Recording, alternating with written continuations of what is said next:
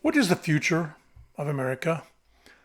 My name is Richard Boyk, and I would like to share my thoughts on the Democrat Party's desire to reform the Supreme Court. The importance of President Biden's announcement on July 19th, 2024, concerning the proposed reform of the High Court should be a warning signal to everyone. Outside the fact that it would take a constitutional amendment to accomplish, and the process could take several years to be ratified by the required 38 states. The warning comes from the fact that one or two of the branches of our government is trying to politically control the third branch.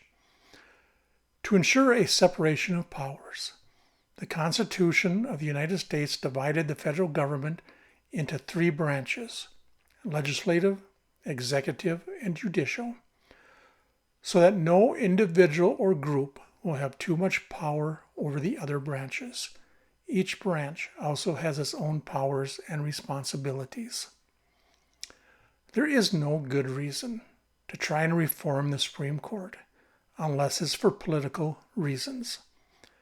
Supreme Court justices can be impeached. So why go through the long drawn-out process of a constitutional amendment? Just impeach them. The answer is that they have no grounds for impeachment. They just don't agree with their rulings. Scripture tells us to get our house in order. The same holds true for Congress. There have been many comments made by Democrats concerning the Supreme Court because of rulings like Roe versus Wade and Trump versus United States.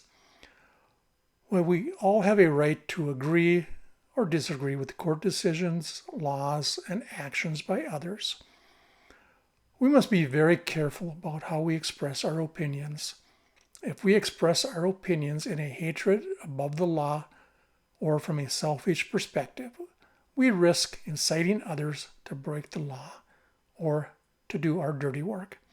But more importantly, we set the stage for future actions that may not be best for America. The Democrat Party knows the difficulty of adding an amendment to our Constitution.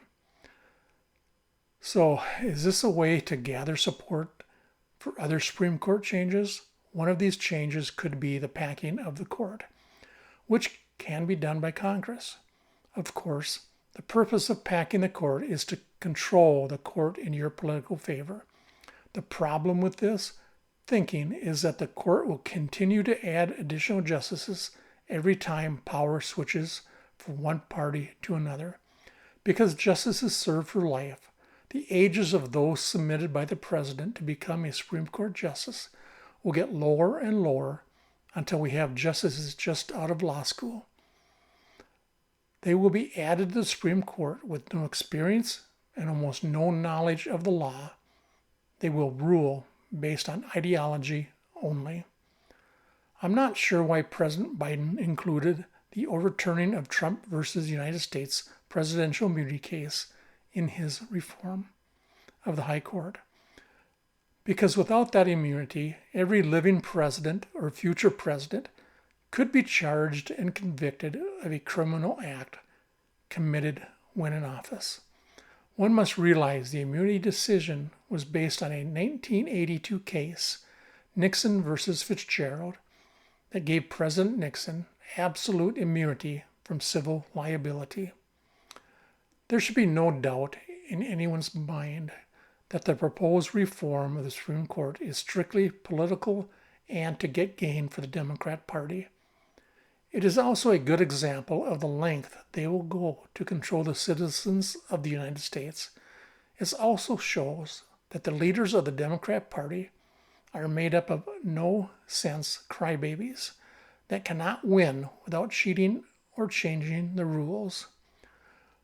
We must not only elect Donald J. Trump as our next president, but we must also elect real conservatives to Congress.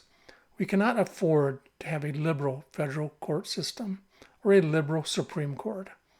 All our court decisions must be based on the Constitution and the laws of the land.